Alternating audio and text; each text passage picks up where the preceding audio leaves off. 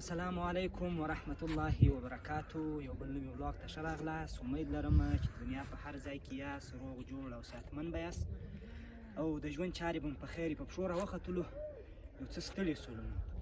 بیا هم د کابل ښار د پغمان ولسوالۍ کې د بالاباغ ماڼۍ ته راغلي یو چې دا هم یو د هغو ځایو څه دی په کابل پغمان کې چې ډېر مشهوره دی. نوی جوړ شوی دی. زما هم دا اوله وار دی چې ورته راغلی یم.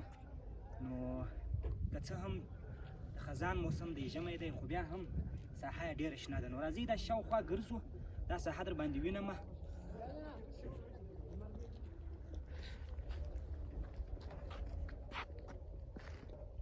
نو دلته په دې کې ډېر تعمیرات جوړ شوي دي. نو تقریبا 4-5 معلومیږي. نو نوره شاوخوا ساحه یې ډېره تکه شنه ده، ډېر خوند کوي. نو دا شاوخوا پکښې ګرځو، کرار په پښو باندې یو ګړی به دا ساحه در باندې ووینمه. شاوخوا نو بس دا په غرو پوښلی ده دا ځای. اوس هم دا د په غرو کې د پغمان په غرو کې واورې پرتې دي. هوا ډېره داسې لګېږي لکه واوره چې سوي، ځکه پغمان خو عموما ډېر یخ لري. اوس هم دا د غرو په سرو کې که تاسو وینئ واوره پرته ده، نو یخ ډېر دی. نو دا ځای پغمان په عموم کې په دوبي خوند کوي. نو د ژمي ځای نه دی. که په ژمي کې هم داسې د واورې په سیسټم کې سړی راسي د واورې په شپو کې، نو هغه داسې یو ګړی ښه خوند کوي. نو څوک چې داسې د ګرمو ساحو سره راغلي هغو باندې بیا غمیږي پغمان. نو دلته تعمیرات ډېر دي. نو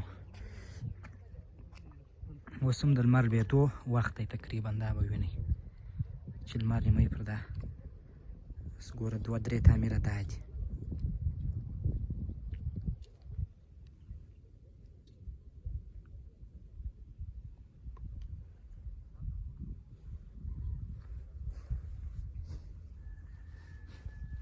دا نو چې په دوبي دا ماښام دلته یو شی هوار کړې اشپزي شروع کړې ډېر خوند به کوي. زوم چې د جلباتو د کندهار ګرمۍ ولی او دې ځای ته راسي ماښام، بیا به ډېر خوند وکړي. زوم واقعیت هم دا چمن یې دونه لوکس چمن دی لکه هغه ترکۍ غالي.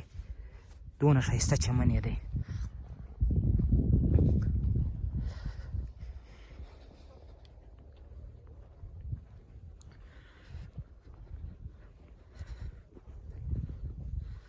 ماشاءالله دې ورسره یې ډېر ښه ځای دی، هېڅ ښه بویل نشته پکښې کې.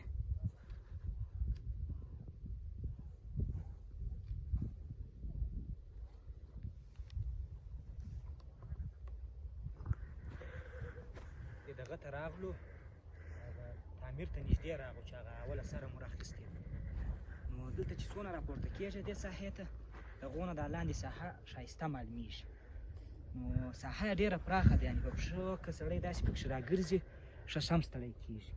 نور نو دې خواته دا تعمیرات دي، دا هم نوي پکښې جوړ شوي دي. او په منځ کې دا یوه ساحه ډېره لوکسه جوړه ده، ډېر ښایسته خوند کوي. د چمنیانو پر تمامه ده نور. او دا په وخت سره دغه فکر کوم چې څه شی لګولي دي، نه پوهېږم چې نارنج دي، ناجوګان دي، بل شی دي، څه شي دي. نو داسې په وخت سره دا غټې سي، دا ځای به نو بیا سایه یي، بیا به جلا ځان ته به دا ځای خوند کوي. نو افغانستان په واقعیت کې ډېر ښکلی دی، ډېر ښایسته دی، خو دا دی چې کار نه دی ورته سوی.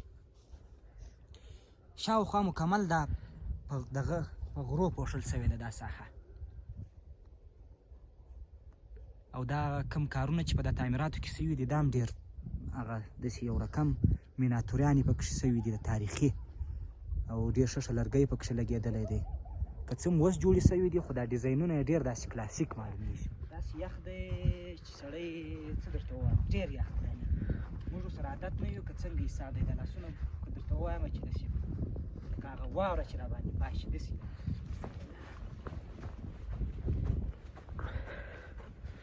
نور هم پسې راغلو لوړ، چې څونه لوړ پورته کېږي د هغو نه دا ساحه خوندوره کېږي. دا ځای اوس هم داسې معلومېږي چې دا انډر کنسټرکشن دی، ځکه ګوره دا ډبرې پرتې د دې ځای دا کار نه دی خلاص. ډېر کارونه یې داسې معلومیږي لکه پاته چي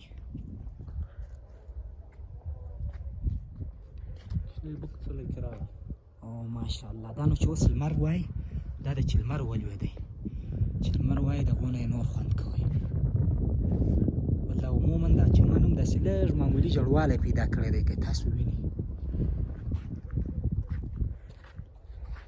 راځئ دغسې ځو ورته لرګي شوي جوړ دغه ساحه داسې ځو هغه دوه تعمیرات چې دي هغې خوا ته ورځو معنی بېرته شور کېږو ځکه یخ دی ډېر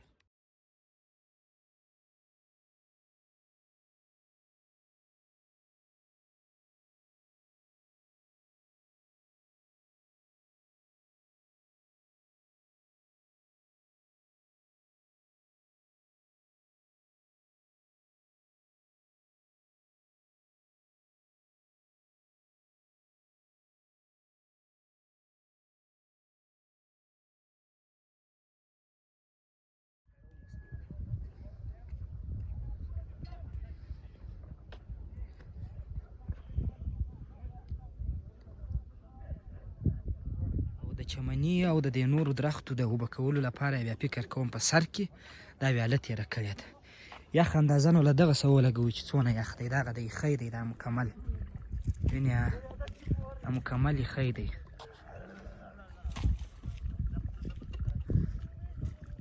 سپیانو لا خوند پر اخیستی دی په دې ځای کې دا ویو ته پراته دی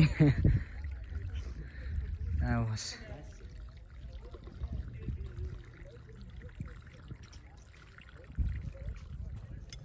نو یخ ډېر زیات دی موږ له یخ سره نه عادت یو ډېر یخ مو اوسو نو داسې په لوړه خوا راغلو تقریبا دغه نورو تعمیراتو ته رسېږو نو دغه ماڼۍ خو وینئ دا خو مو در باندې ولیده اوس نور دوه درې تعمیرات یې دا هم در باندې وینو نور نو لمر ولوېدی ماښام دی کنې اوس هم خلک لاندې ناستې ډوډۍ خوري وینې ماښام دی تقریبا دی د اوس لږ فکر کوم د غرمې ډوډۍ خوري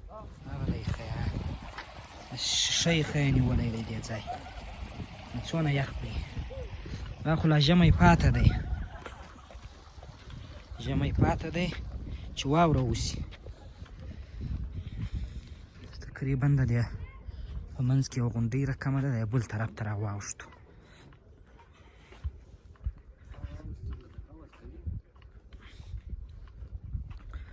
دې طرف ته راواوښت دلته هم دوه درې تعمیره شته نو دا یې ډېر داسې کلاسیک تعمیر معلومیږي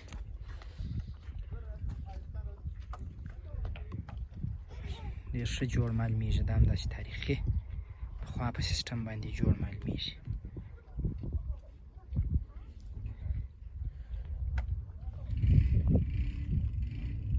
لاندې حوض وینئ مکمل یې ښی دی موږ په کندهار کې ګرمي کېدله دلته چې راغلو یخیان ولاړ دي نو نور دا چې اوس دا درختې مختې مو سره شنې وای بیا به نو ډېر لوکس خوند کړی وای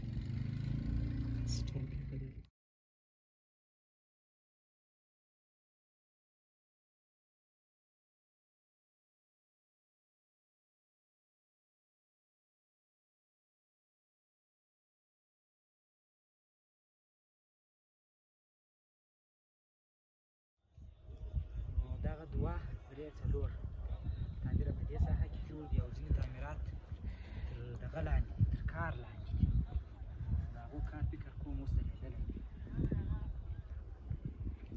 دوه درې تعمیره پاتې دي دا به هم ووینو مالا نو ماښام دی ځکه وار په وار تاریکه کېږي خو په یوه شي باندې زه نه پوهېږم چې دا تعمیرات د چیش لپاره دي دا اوس موزیم دی رستورانټونه په دې کې جوړوي په آینده کې نو دا ځای ماته نه دی معلوم تر اوسه نور نو ځینې خلک راغلي دي دا دی دې ګوشانې راوړي دي نو چې میله یې کول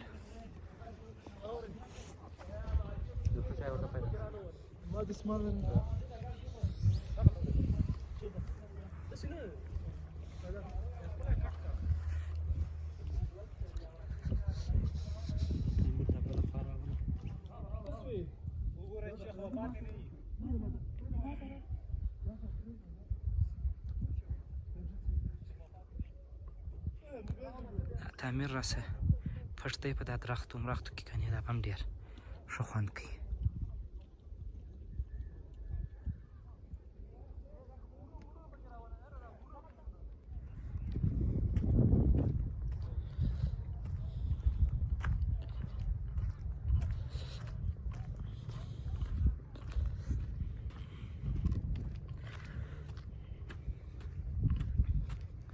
نو د چمنیانو یا او د شنې ساحې تمامېدل نشته.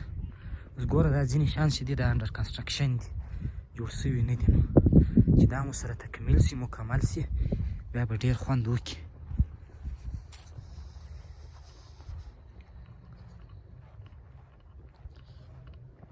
هر شي جلا ځان ته ښایست کړی دی. اوس دې غرو هم دا ځای ډېر ښایسته کړی دی، بل دا شنه ساحه ډېر ښایسته کړی دی او دغسې لوکس کلاسیک تعمیرات پکښې جوړ سوي دي، دی هم دغسې ښایسته کړی دی.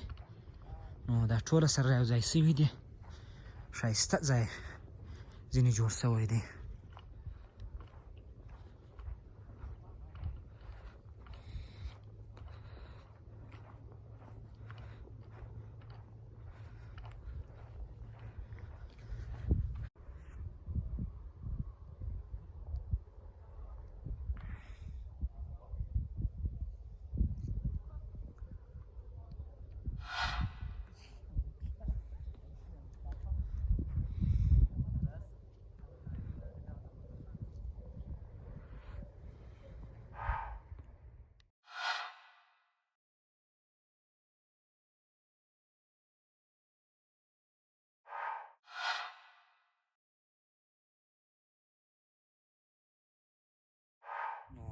یخ ډېر په عذاب کړی چې رښتیا درته ووایم، داسې یخ دی چې څه درته ووایم،